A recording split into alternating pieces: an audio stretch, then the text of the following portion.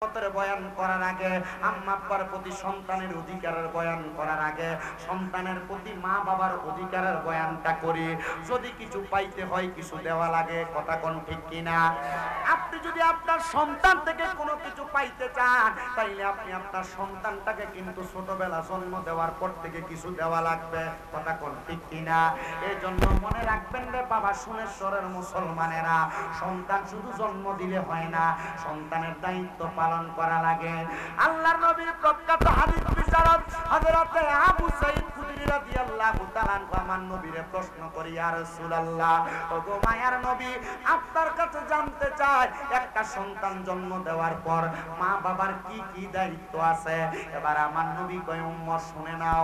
এক নাম্বার, একটা সন্তান যখন কোনো মা বাবা জন্ম দেয়, মা বাবা জন্ম দেওয়ার পরে ওই মা বাবার দায়িত্ব হলো সর্বপ্রথম তার ডান কানের মধ্যে আজান দেওয়া, আজান, তার ডান কানের মধ্যে আজান দেওয়া।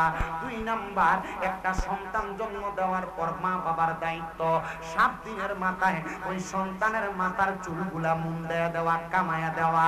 3 নাম্বার, একটা মা বাবা সন্তান জন্ম দেওয়ার পর দায়িত্ব হলো 7 দিনের মাথায় ওই সন্তানের একটা সুন্দর নাম রাখা। 4 নাম্বার, ওই মা বাবা সন্তান জন্ম দেওয়ার পর দায়িত্ব হলো যদি মা বাবা স্বাবলম্বী হয়, ওই সন্তান যদি ছেলে হয় তার নামের উপর 2টা ছাগল 2টা বকরি, আর মেয়ে যদি হয় একটা ছাগল একটা বকরি, এটা কোরবানি দেওয়া, আকিকা দেওয়া। আর 5 নাম্বার, ওই মা বাবার দায়িত্ব হলো সন্তানকে আল্লাহর কোরআন শিক্ষা দেওয়া। মুসলমান, চিন্তা করে দেখেন, এই 5টা দায়িত্ব যদি আপনি পালন করেন, তাহলে আমার আল্লাহ তাআলা আপনার সন্তানদের দিয়া কোনোদিন আপনারে বিয়া শুদি করাবে না, আপনার সন্তানদের দিয়া কোনোদিন আপনারে গোছারা করাবে না, আপনার সন্তানদের দিয়া কোনোদিন আপনারে বাচ্চারা করাবে না। কিন্তু না না না, অনেক মা বাবা সন্তান জন্ম দেওয়ার পর সন্তানের গুরুত্বপূর্ণ দায়িত্বগুলা পালনই করে না। কোরআন শিখাইব দূরের কথা, সন্তানটাকে ইসলাম শিক্ষা দিবে দূরের কথা, সন্তানটাকে যেমন ইচ্ছা তেমন ভাবে মানুষ করতে থাকে। এই জন্য মনে রাখবেন, বৃদ্ধ বয়সে যদি আপনি আপনার সন্তানের কাছ থেকে কোনো কিছু পাইতে চান, তাহলে আপনি ছোট বয়সে একটা সন্তানকে আপনি তার দায়িত্ব পালন করা লাগবে। কিভাবে মুসলমান শুনে নেন, আপনি 5টা দায়িত্বের মধ্যে হযরতে আনাস রাদিয়াল্লাহু তাআলা বলেন, আমি আমার নবীজির জবান মোবারকে বলতে শুনলাম, আমার নবী বলেছেন সন্তানের উপর আরেকটা দায়িত্ব, সন্তান যখন প্রাপ্তবয়স্ক হয়ে যায়, মা বাবা যেন সন্তানটাকে নামাজের আদেশ করা শুরু করে 7 বছর বয়স থেকে। যখন 10 বছর বয়সী হয়ে যায়, মা বাপ যেন সন্তানকে নামাজের জন্য প্রহার করে। কিন্তু না রে না, বর্তমানের মা বোনেরা সন্তানকে নামাজের কথা বলবে তো দূরের কথা, বেটি নিজেই নামাজ পড়ে না, নিজেই নিজের মতো ঘুমায়। সকালবেলা আগে ঘরের কাছা দিয়ে গেলে, কোনা দিয়ে গেলে মা বোনদের কোরআন তেলাওয়াতের আওয়াজ শোনা যাইতো, কিন্তু এখন বেরির আর নাকের খড়খড়ানির আওয়াজ শোনা যায়। কথা কোন না ঠিক কিনা? সন্তান মানুষ করবো কেমনে? তখন সন্তান বড় হইলে আর মা বাপের কথা শুনে না। মনে রাখবেন, ওই সন্তানকে যদি আপনি কোরআনওয়ালা না বানান, সন্তানটাকে যদি আপনি কোরআন না শিক্ষা দেন, মনে রাখবেন রে মা বাবারা, ওই সন্তানটা বড় হওয়ার পর যখন ইন্তেকাল করবে, সন্তানটাকে ফুলসেরাতের কিনারার মধ্যে তখন কিন্তু কোরআন তেলাওয়াতের জন্য প্রশ্ন করা হবে। ওই সন্তান তখন বলবে, আমার আব্বা জান আমারে কোরআন শিক্ষা দেয় নাই। তখন ওই ফুলসেরাতের কিনারার মধ্যে মিজানের পাল্লার দ্বারবর্তী জায়গার মধ্যে ওই সন্তানের বাবাকে ডাক দেওয়া হবে, এর সন্তানের বাবা, তুমি কেন তোমার সন্তানকে কোরআন শিখাও নাই? সন্তানের বাবাটা তখন বলবে, আমি আমার সন্তানকে কোরআন শিখাইব কেমনে? আমি আমার কাজের ব্যস্ততায় দেশের বাহিরে ছিলাম, আমি আমার কাজের ব্যস্ততায় ঘরের বাহিরে, এলাকার বাহিরে ছিলাম, আমার স্ত্রী আমার সন্তানটারে কোরআন শিখায় নাই। তখন তার মাকে ডাক দেওয়া হবে, এ সন্তানের আম্মা, তুমি কেন তোমার সন্তানটারে কোরআন শিখাও নাই? সন্তানের আম্মা তখন বলতে পারবে না, মিথ্যা উপহাস করার চেষ্টা করবে। তখন তার সকল আমল নামাগুলো তার সামনে প্রজেক্ট করে যখন মা বোন দেখতেছে, মন দেখানো হবে। তখন দেখবে সন্তানকে যেই টাইমে মা কোরআন শিখাইতো, এই টাইমে মা নিজেও ঘুমায়, সন্তানও ঘুমায়। আবার অনেক মা বোনেরা সন্তানের কাঁধের মধ্যে কিন্ডার গার্ডেনের 10-5টা বই দিয়া কিন্ডার গার্ডেনে পাঠায়, মুক্ত বেয়ার পাঠায় না। তখন সন্তানের মাও উত্তর দিতে পারবে না। ওই সময় একটা সন্তান যদি কোরআন না পড়তে পারে, যেই সন্তান আপনার শরীরের সাথে একবার পাও লাগলে আপনার 2-3 বার সালাম করে, ওই সন্তানকে বলা হবে তোমার আব্বার বুকের মধ্যে পাড়া দিয়া তুমি সন্তান ফুলসেরাতটা পার হও। হাইরে কেমন অবস্থা হবে তখন যদি আপনার ফুতে আপনার বুকের ভিতরে পাড়া দেয়। আপনি বাপের ফুলসেরাতের এই পারে পাও থাকবে, হাতগুলা থাকবে ওই পারে, তখন আপনি বাবার বুকের মধ্যে সন্তান পাড়া দিয়া ফুলসেরাতটা পার হবে। সন্তানকে যদি দুনিয়াতে আপনি কোনো কিছু না শিক্ষা দিতে পারেন, আল্লাহর রাস্তায় আল্লাহর কোরআনটা আপনি শিখে যাবেন। আপনাদের দুয়ার বরকতে কুমিল্লা শহরের মধ্যে আমি গুনাহগার শামীম দাদার 6টা মাদ্রাসা, আমার 6টা মাদ্রাসার মধ্যে এখনো 817 জন বাচ্চা পড়ালেখা করে। আপনারা দোয়া করলে আমার মনে হয় এই বছর 1000-এর উপরে ছাত্র আমার 6 মাদ্রাসায় হয়ে যাবে। আপনাদের এখানে আসার আগে আমি আমার মাদ্রাসার ছাত্রদেরকে নিয়ে খাচ্ছে ছাদের উপরে একটু খেলাধুলা কইরা আমি পোলাপান্ডে কইরাম, বাবারে আমার অনেক দিন পর্যন্ত তোরা আমার লেগে দোয়া করিস। তারা কয় হুজুর আপনি নামদার লেগে দোয়া করবেন, হাসি। আমি কইলাম না রে, দোয়া সবাই সবার জন্য করে। আল্লাহর কসম অন্য 5 দিনের চাইতে আজকে পোলাপাইনের দোয়ার বরকত আজকে আমার কাছে একটু ভালোই লাগতেছে। ওয়াজ করতে অসুবিধা হইতেছে না।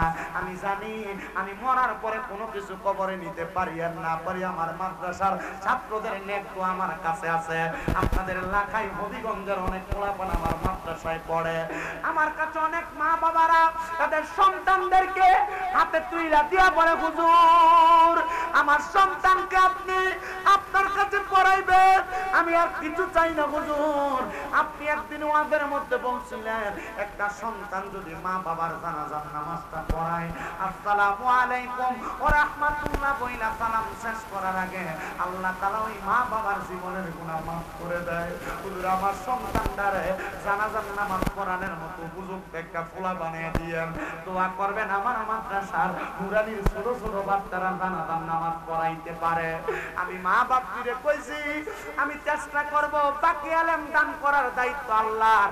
আমি আপনাদের সবার কাছে আপনারা জানাই রে বাবা, আপনি আপনার সন্তানদের ডাক্তার বানানো অসুবিধা নাই, ম্যাজিস্ট্রেট বানানো অসুবিধা নাই, আপনি আপনার সন্তানকে ইঞ্জিনিয়ার বানানো অসুবিধা নাই, তবে আপনি আপনার সন্তানকে বড় শিক্ষা গ্রহণ করা যে কোরআনটাকে শিখান। নচেত আপনি বাবা কাল ময়দানে মাসরে ধরা খেয়ে যাবেন।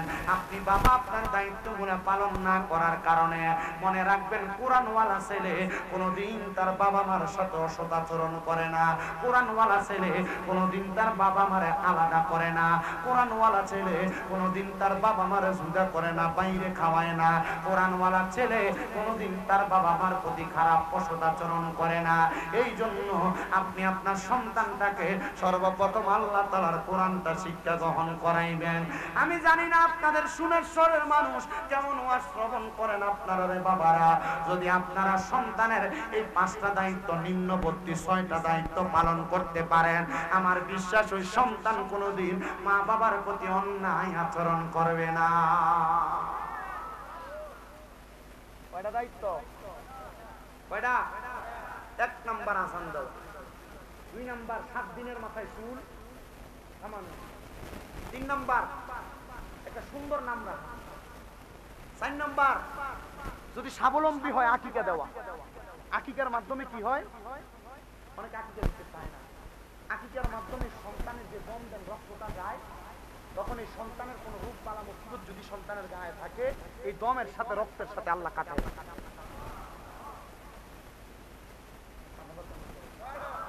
আপনার প্রস্তুত আছে? ইহাদিয়া বক্তা নিয়ে লাভ হইতে মনে হইতেছে। আমার ওই যে আমি কিন্তু দেখেন আমি কিন্তু অনেক সময় কাটাই লেছি গুরুচ্ছরি মিলাদ কথা বুঝতে পারছে? তুমি এটা করার পয়সা মাত্র না, কারণ ওই ঘরের ভিতরে আমি জীবন কি বক্তা তিরস্কার করে না, আর সবাইকে তিরস্কার করবো। হুজুর যে বয়ান করছে হুজুরকে তিরস্কার করাইবো আপনারে, ঠিক আছে না? আমি যেগুলো বলতেছি এগুলো কাজে লাগবে মনে হইতেছি না আপনার? এর আগে আমি অনেক কিছু মক্কা মদিনার ফজিলতের কথা বইলা দিচ্ছি। আল্লাহ শুকরিয়া আদায় করলে আল্লাহ কোন 10টা নিয়ামত দিবে এটি বইলা দিচ্ছি। আমি খুতবার ভিতরে আধা ঘন্টা বাস করছি। ঠিক আছে? কারণ আমার জীবনে মা মাহফিলের সবথেকে কষ্ট দিচ্ছে লাখাইয়ের সবচেয়ে হাতে পায়ে ধরে আমার বহুলাতে দাওয়াত দিয়েছে আপনি আসলেন না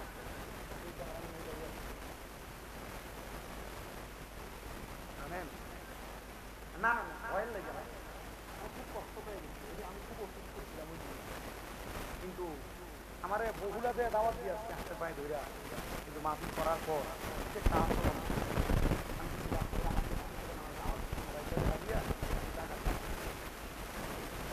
ভালো লাগে না পরে নিয়োগ করছি আমার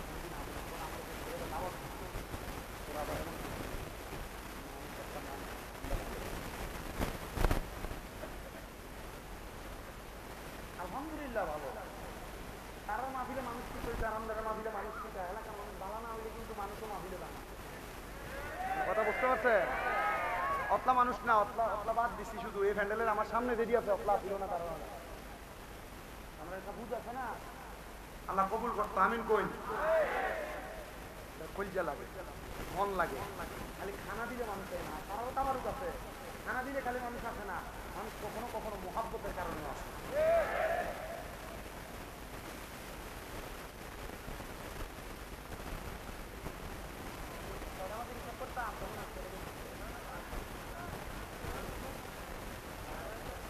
মাত্র 1.5 ঘন্টায় শেষ করে ছেড়ে দিব কথা নদীতে ইচ্ছে তো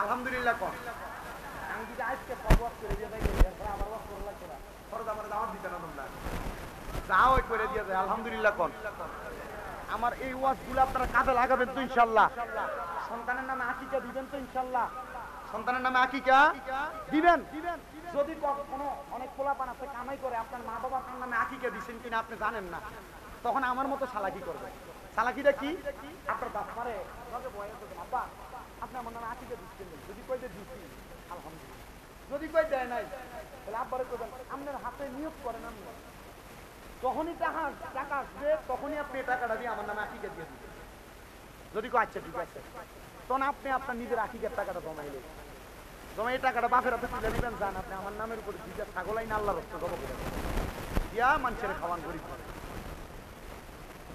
এটা করাইবেন পারবেন না ইনশাআল্লাহ ছেলের ব্যাপারে ছেলের লাগে 2টা একটা ছেলে জন্ম নিলে 5 ছাগল আর মেয়ে জন্ম নিলে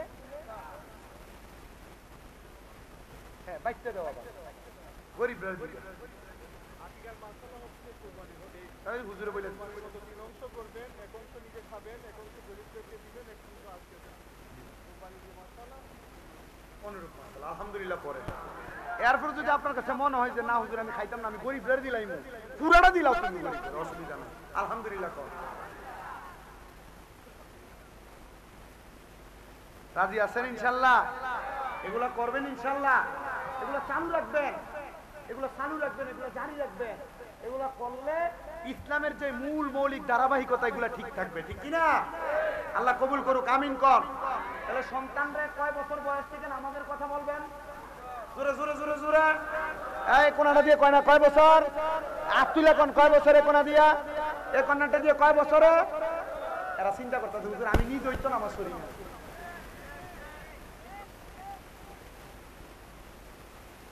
10 বছর বয়সের সন্তানকে নামাজের জন্য প্রহার করবেন মারবেন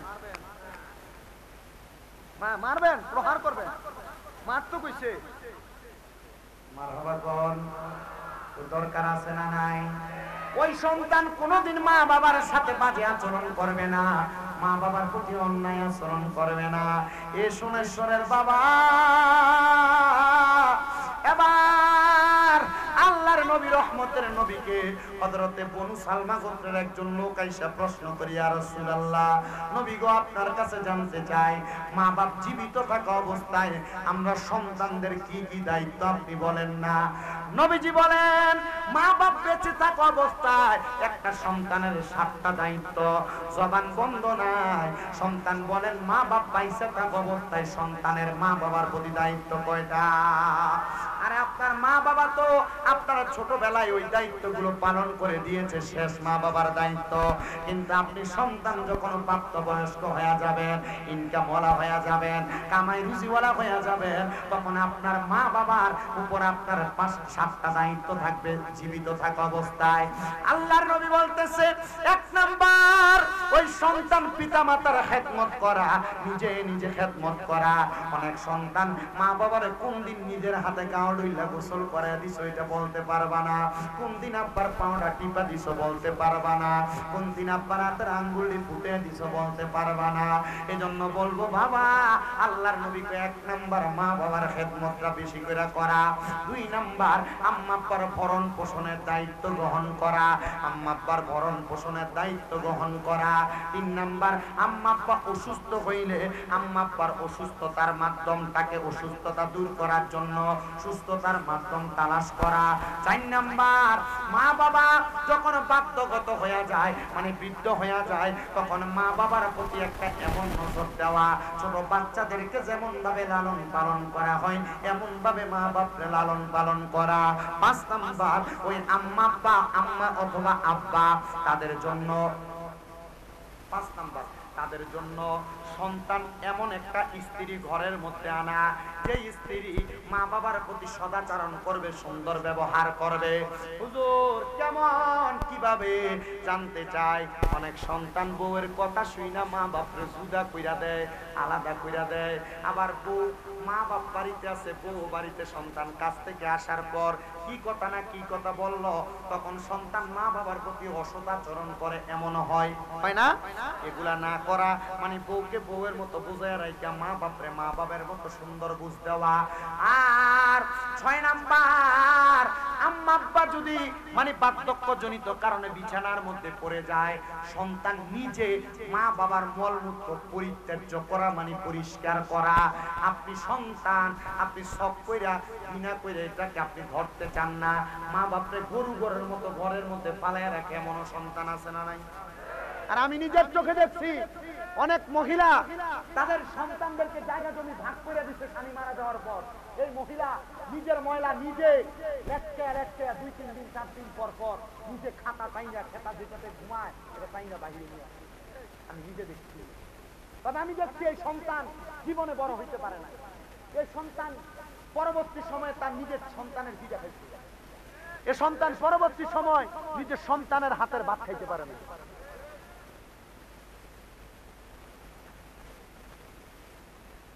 মা বাপ যদি ইন্তেকাল করে আম্মা আব্বার জন্য জানাজার নামাজের ব্যবস্থা 7 নাম্বার দায়িত্ব। এবার আসেন আরেকটা হাদিস শরীফ শোনাই। ইদ জাআ মিন বানি সালামাতা, যখন বনু সালমা গোত্রের একজন লোক আমার নবীর সামনে আসলেন, নবীকে প্রশ্ন করলেন, ফাকালা ইয়া রাসূলুল্লাহ, নবীকে বলছি ইয়া রাসূলুল্লাহ আপনার কাছে জানতে চাই, নবী আপনি বলেন। সাহাবায়ে কেরামদের নবীরে বলতে ইয়া রাসূলুল্লাহ বলে, অনেক মোল্লারা যদি কয় ইয়া রাসূলুল্লাহ ফালতু স্লোগান। এই হাদিস শরীফে উত্তর ফাকালা ইয়া, সাহাবায়ে কেরাম নবী ইয়া রাসূলুল্লাহ কইছি, হাদিস শরীফে রন্দে রন্দে ইয়া রাসূলুল্লাহ স্লোগান আছে, আরে মৌলবী কই ফালতু স্লোগান। হযরত ওমর রাদিয়াল্লাহু তাআলা আনহু যদি বাইসা থাকতো ওই জায়গা থেকে আইয়া বাংলাদেশে এই মৌলবীরে গর্দান আগে ফলাইতো, কথা কোন না করে। আর আপনারা এই মৌলবীর ওয়াজ শুনবার লাগা দল বান্দা বান্দা ফলা বান যাও তোমরা, জানেন না আপনারা? আলহামদুলিল্লাহ কইন আল্লাহ আপনারা ঈমান বাঁচাক। আমার এই দুর্বিশ্বাস আছে যে বাউনবাইরা আর হবিগঞ্জের সুন্নি যেডি আছে এডিরে মোটামুটি ডাইভার্ট করতে পারবে, কারণ মোটামুটি এই অঞ্চলের মানুষ আউলিয়া কেন উপর পালা করে যাচ্ছে। আর নাসিরউদ্দিন সিফা সালাহ রহমাতুল্লাহ এই এলাকায় এমনি ছিল, তোমরা ঠিক রাল লাগিয়েছে, আল্লাহ কবুল করতে আমিন কোন। সাহাবায়ে কেরাম নবীরে কই ফাকারা ইয়া রাসূলুল্লাহ, নবী আপনার কাছে জানতে চাই আপনি বলেন, হাল বাকিয়া মিন বিররি আবওয়াইয়া শাইউন আবাররুহুমা বিহি বাদা মাউতিহিমা। নবী গো আমরার মা বাবা জীবিত থাকতেন দায়িত্বের কথা বলছেন, আমরার মা বাবা মৃত্যুবরণ করার পরে আমরার কোনো দায়িত্ব আছে কিনা? আপনি মনে করছেন মা বাপ বাচ্চা থাকলে খাওয়াইলে মনে হয় দায়িত্ব, মা বাপ বাচ্চা থাকলে ওষুধ খরচের কাম দিলে মনে হয় দায়িত্ব, মা বাপ বাচ্চা থাকলে মা বাপের খেদমত করলে দায়িত্ব। ওই সাহাবী বলে ইয়া রাসূলুল্লাহ, নবী গো আপনার কাছে জানতে চাই হাল বাকিয়া মিন বিররিয়া বুয়াইয়া সাইয়ুনা বাররুহুমা বিহি বাদা মাউতিহিমা, আমাদের মা বাবা ইন্তেকালের পরে আমাদের কোনো দায়িত্ব আছে কিনা? উনি বলেন আমার মা নাই বিদায়, আমার বাবা নাই বিদায় আমি প্রশ্ন করলাম। আমার নবী কয় হ্যাঁ, ক্বালা নাম, অবশ্যই দায়িত্ব আছে। নবী কি দায়িত্ব? নবী কয় এক নাম্বার আসসালাতু আলাইহিমা, মা বাবা মারা যাওয়ার পর আম্মা আব্বার জন্য দোয়া করা হলো সন্তানের এক নাম্বার দায়িত্ব। আর আমরা মৌলবীরা ফতোয়া দেয় জানাজার নামাজ পড়ার পর তাড়াতাড়ি লাশটা কবরস্থানে লইয়া যাও, দোয়া করার দরকার নাই। এই কথা কন না, কয় কি কয় না? দূরে জায়গা। আর আল্লাহর নবী কয় মিশকাতুল মাসাবিতে হাদিস, ইজা সাল্লাইতুম আলাল মাইয়িতি ফাখলিসু লাহুদ দুআ। আপনার কষ্ট হইতেছে? অসুবিধা হইব? আসুন। আল্লাহর নবী তো ইজা ওমা কিরে এই বাজারে দিলে আমার ওয়াশ ইজা যখন সাল্লাইতুম তোমরা নামাজ আদায় করো আলাল মাইয়িতি মৃত ব্যক্তির জন্য ফাখলিসু লাহুদ দুআ, এনে কইছে এটা পরে কইছে ফাখলিসু লাহুদ দুআ, অতঃপর তোমরা তার জন্য দোয়া করো। এনে কি কইছে মাটি দেওয়ার পর দোয়া করো? আমি হাদিসটার অনুবাদ বলি আপনারা শুনেন। ইজা যখন সাল্লাইতুম তোমরা নামাজ আদায় করো আলাল মাইয়িতি মৃত ব্যক্তির জন্য ফাখলিসু লাহুদ দুআ, অতঃপর তার জন্য দোয়া করো। এনে কোন জায়গার ভিতরে কইছিল যে মাটি দেওয়ার পর দোয়া করো? কইছে নামাজ আদায় করার পর দোয়া করবার লাগিয়া। আর মৌলবী আসলে দৌড় দেয়।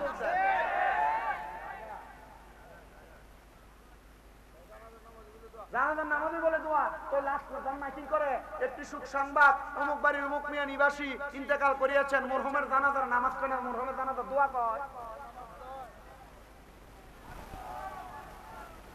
লই আইছো ঠিক আছে,